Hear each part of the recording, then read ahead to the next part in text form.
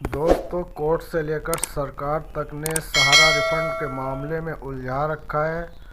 और ये इसलिए उलझाया गया है कि धीरे धीरे सहारा की प्रॉपर्टी सारी बिकती चली जाएगी और उसके बाद अमित शाह आएंगे और कहेंगे कि सहारा इंडिया के पास अब कुछ नहीं बचा, तो भुगतान कहाँ से हो पाएगा। नमस्कार, आदाब, सत श्री अकाल दोस्तों, मैं आचार्य यूएस खान। जैसे कि आप जानते हैं कि सहारा से जुड़ी हर एक ताज़ा अपडेट हम आपके लिए लेकर आते हैं। दोस्तों, आज जो हम आपके लिए ये वीडियो लेकर आए, ये वीडियो सिर्फ इसलिए बनाई जा रही है ताकि आपको सरकार का असली मुखौटा देखने को मिल सके। जैसे कि आप जानते हैं कि ना तो सरकार के सेब विभाग से पैसा वापस दिया गया, विगत 10 सालों से निवेशकों को उलझाए हुए हैं। और अब सहारा की सोसाइटियाँ, जो 4 सोसाइटियाँ हैं, उन पर प्रतिबंध लगा हुआ है और उनका पैसे देने का प्रोसीजर सहकारिता मंत्रालय के हाथ में है। तो दोस्तों, अमित शाह द्वारा जो ये 10,000 का पोर्टल खोला गया है, तो दोस्तों ये पोर्टल केवल झूठी वाहवाही लूटने के लिए खोला गया है। जैसे कि आप जानते हैं कि 2024 यानी कि अभी इसी साल इलेक्शन है और इलेक्शन में यहाँ पर निवेशकों के हितों में और निवेशकों को अपना बनाने के लिए ये पोर्टल खोला गया है ताकि निवेशक वोट दे सकें। लेकिन दोस्तों, ऐसा कुछ नहीं। निवेशक अब सरकार की मंशा जान चुके हैं। और जैसे कि मैंने आपको बताया कि सहारा की प्रॉपर्टी अंडरग्राउंड बिक रही है, और कल मैंने आपको वीडियो में बताया था कि हमारे एक दोस्त ने उस प्रॉपर्टी को ख़रीदा और उस प्रॉपर्टी को ख़रीदने के बाद उसने हमसे बताया कि सहारा पर कोई एम्बार्गो नहीं लगा है, क्योंकि ये केवल सरकार के द्वारा एक ऐसा हवा बनाया गया है जिससे निवेशकों को पैसे देने में कोई ज़्यादा वो उनको परेशानियां जो चल रही हैं वो बादस्तूर चलती रहे।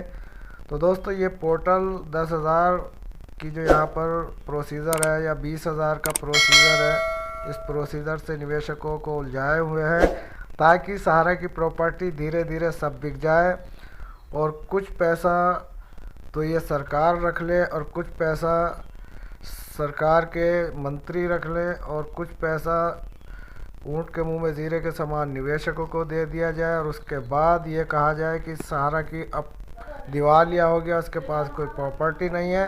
तो दोस्तों, इस तरीके से निवेशकों का पैसा डूब जाएगा और पैसे को डूबते हुए हम देखते चले जा रहे हैं। और 1 दशक से ही ये पैसा निवेशकों का डूबता चला जा रहा है, चाहे सहारा रियल इस्टेट हो, सहारा हाउसिंग बोर्ड हो या क्यूसॉप जैसी यहाँ पर जो कंपनियाँ खोली गई थी, उन कंपनियों का भी दोस्तों 25,000 करोड़ रुपया सेबी के पास पड़ा है, ना निवेशकों को दिया गया। बल्कि सेबी ने यह कहा कि हमारे पास जितने बॉन्ड आए थे उतने निवेशकों को हमने दे दिए, और बाकी जो इस वक्त पैसा पड़ा है वो संचय खजाने में पड़ा हुआ है। और उसी खजाने से ये 5,000 करोड़ सहारा की सोसाइटियों के लिए निकाला गया है। और देखना यह है कि भविष्य में क्या अमित शाह फिर दोबारा सुप्रीम कोर्ट जाएंगे, और जाएंगे या नहीं जाएंगे तो वक्त बताएगा। फ़िलहाल हमारे सामने जो ये रूपरेखा निकल कर आ रही है वो यही है कि कोर्ट से लेकर सरकार तक ने इस मामले को उलझाया हुआ है। इसलिए उलझाया कि धीरे धीरे सहारा की प्रॉपर्टी बिकती चली जाए और निवेशकों को बाद में ये कह दें कि सहारा दिवालिया हो गया, उसके पास कुछ नहीं है। तो दोस्तों, ऐसा नहीं है। सहारा की एम्बी वैली एक ऐसा शहर जो दोस्तों बड़े वीआईपी लोगों के लिए बनाया गया है। अगर उस शहर को सरकार बेचती है तो प्रत्येक निवेशक को मैं ब्याज के उसको पैसा मिल जाए। लेकिन सरकार निवेशकों के हितों में नहीं है। सरकार सहारा प्रबंधन की चालू पूछी में लगी हुई है, उनकी हाल चाल पूछने में लगी है। आपने देखा होगा कि हमने आपको दिखाया था कि किस तरीके से सहारा के घर पर शिवराज जी जाते हैं और किस तरीके से वो वहाँ पर बैठकर उनसे बातें करते हैं। इससे साफ जाहिर है कि सहारा प्रबंधन को राजनीतिक संरक्षण प्राप्त है, और ऐसे राजनीतिक संरक्षण प्राप्त है तो निवेशकों का पैसा मिलना बहुत मुश्किल है। तो दोस्तों, आज की वीडियो में बस इतना ही। मिलता है फिर किसी नई अपडेट के साथ। धन्यवाद। जय हिंद, जय भारत।